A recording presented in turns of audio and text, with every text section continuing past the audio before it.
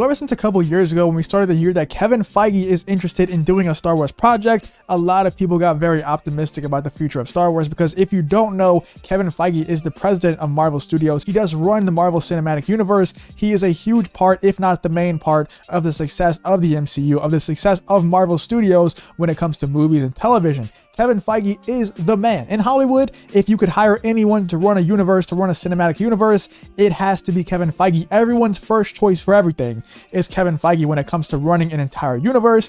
And I'm sure Star Wars would be no different. I'm sure Kevin Feige would be great at running Star Wars. That's for a different time. I do believe that Kevin Feige does have some involvement when it comes to running Star Wars. I think that in the future, Kevin Feige will have a big part to play in the executive decisions when it comes to Star Wars. He's expressed interest in it in the past. He said that he's even a bigger Star Wars fan than he is a Marvel fan. So obviously he would have some interest in making some decisions over at Star Wars. But in this video, I'm going to show you something that actually shows that Kevin Feige's movie when it comes to Star Wars is actually showing some movement. It does have some signs of life, because ever since we heard that Kevin Feige is going to be involved in Star Wars, we haven't really heard much ever since then. We first heard the rumor and we're all like, okay, that's great, but how big of a role is he going to play? And then we heard that he's actually producing his own Star Wars movie and possibly even directing his own Star Wars movie, which would be absolutely crazy, because I don't know if Kevin Feige actually has any directorial credits on his IMDb page. I don't actually know the answer to that question. But here we have an article from Inside the Magic that says Kevin Feige's Star Wars team is finally talking. We're finally seeing some movement on this Kevin Feige Star Wars project.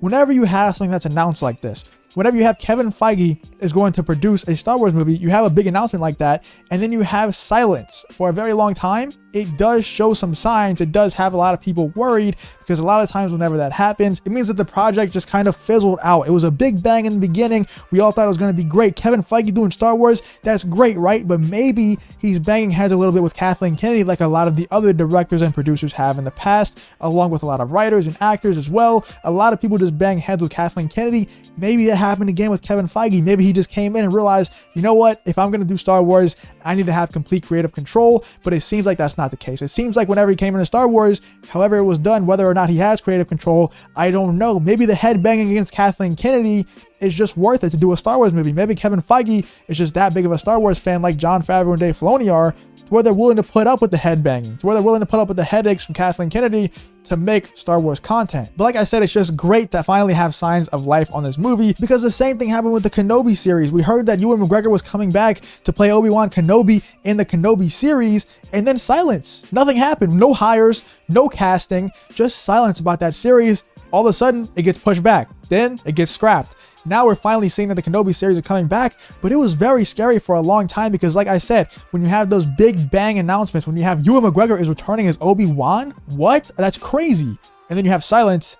It's very scary, because we saw exactly what happened with the Kenobi series. It's scary for a reason. It usually means that something is going wrong, that something is in trouble, that there is trouble brewing on the set of that movie or in the pre-production of that movie. But here we have this article, like I said, from Inside the Magic, talking about the life that is being shown for Kevin Feige's Star Wars movie. Marvel president Kevin Feige has brought the Marvel Cinematic Universe to life with movies like Iron Man trilogy that cemented Robert Downey Jr. as Tony Stark, Captain America the First Avenger, brought fans Chris Evans, Steve Rogers, and of course Avengers Infinity War and Avengers Endgame. The Marvel boss also, of course, brought MCU characters to television for the first time with WandaVision and The Falcon and the Winter Soldier, both of which became Disney Plus streaming hits. I don't know about a hit. I don't think a lot of people like The Falcon and the Winter Soldier, at least a lot of my friends. I really lost interest in it as soon as it started. Probably 2 or 3 episodes in, I kind of realized, okay, this show is not for me. And I'm a huge Anthony Mackie fan. I'm a huge Falcon / Captain America fan. So it was tough for me to come to the realization that this show just isn't for me. I'm not going to like this show, so I kind of gave up on it pretty fast. But in addition to bringing superheroes to life in the MCU, Feige is a huge Star Wars fan. In fact, he loves the franchise so much that he's working on an as of yet untitled Star Wars movie with Loki head writer Michael Waldron. Doctor Strange in the Multiverse of Madness heals Rick and Morty. Now, we didn't really know whenever we first heard that Michael Waldron was going to be the writer for Kevin Feige's Star Wars movie, what that really meant. All we know is that they're staying in the Marvel family, and it really does seem like Star Wars is trying to become Marvel. I'll talk about that a little bit later, but it really does seem like they're going in that direction, and I don't necessarily think that's a bad thing. I think that's probably a good decision for Star Wars, considering their past. I think you can only go up from here, and I think having a structure like Marvel has is probably a good start. Now, I don't think Star Wars should be exactly like Marvel, but like I said, we'll talk about that a little bit later on in the video. Whenever we heard that Michael Waldron was coming on the Star Wars project that Kevin Feige was producing, we didn't really know what to think of it. We didn't really know if Michael Waldron was a good fit. It's kind of hard to know if you've never done anything Star Wars in the past, if you're going to be good at Star Wars. It's a whole different type of animal. But the fact that Michael Waldron is getting some very good reviews on the Loki series that a lot of people have seen a couple days early, and it's coming out in a couple of days at this point. A lot of people are giving that series very good reviews as of now. Michael Waldron seems maybe a very good choice to write the Star Wars series. If Kevin Feige trusts him, I probably trust him as well. Kevin Feige has made some duds, don't get me wrong. Falcon and Winter Soldier, like I said, straight up dud in my opinion. But overall, I trust Kevin Feige's decision. He's probably the most successful producer in the history of Hollywood. Waldron is the first member of Feige's Star Wars team to break his silence regarding the secretive project.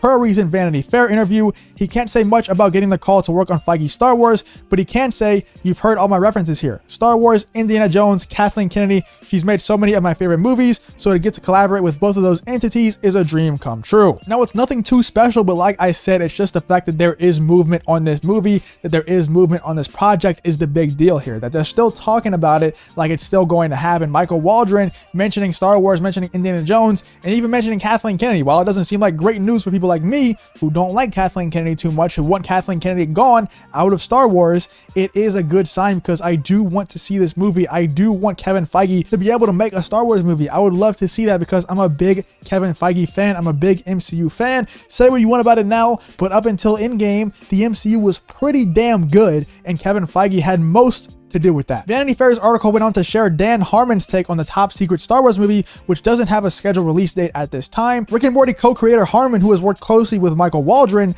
noted, "Star Wars is definitely sticky because if you make a certain brand of nerd happy, you're actually middle fingering on adjacent breed of nerd." Harmon says, "If you take it too seriously, you're doing it wrong. If you don't take it seriously enough, you're definitely doing it wrong. It needs that total joy of the greatest franchise ever, along with a kind of swagger." I do think that Waldron will make a good match for that, but I don't know if he would make a good match for the machine that is carrying that stuff. It is true, it's very hard to make the entire fan. It's actually impossible to make the entire fandom happy because of how split we are, because of how our viewpoints on where Star Wars should go differ. They differ so very much that it's absolutely impossible to make the whole fandom happy.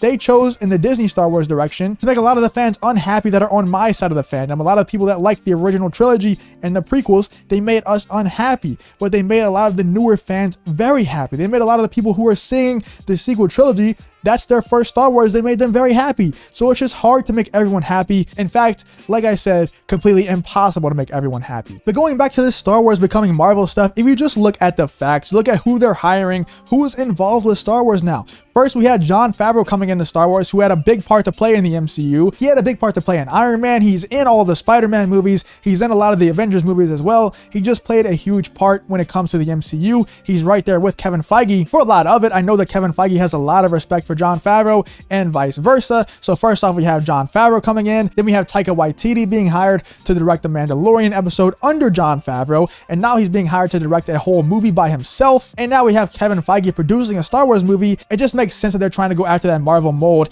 And then we have the announcement of the Filoniverse. We have the announcement of Rangers and Ahsoka, which Rangers probably isn't happening anymore. But apparently all these Mandoverse shows, we have Mando, we have Book of Boba Fett, we had Rangers, we have Ahsoka. All of those are supposed to conclude with one big event, just like the MCU, just like all those movies that led up to Infinity War and Endgame. All those movies led to one event, and that was the end of Endgame. And Star Wars is trying to do the same thing. I don't blame them because they did not have a plan. They did not have a roadmap for the sequel trilogy. Up until this point, they still don't really have a roadmap when it comes to anything outside of Jon Favreau and Dave Filoni projects. But I think they did learn their lesson, and they're like, you know what? Marvel is doing something extremely right, something that we're not doing. What could that possibly be? Kevin Feige, tell us what that is. He straight up told them, you need to follow our template. You need to make a lot of movies, a lot of shows that lead to one climactic event. And that's exactly what they're doing, but that wasn't enough. They went out and they hired Kevin Feige. They're like, you know what? Come into Star Wars, save us. Jon Favreau, you run this universe. You and Filoni together run this universe that's going to conclude in one climactic event. Taika Waititi, you did some good Thor movies. Come on in. Let's direct some Star Wars stuff too.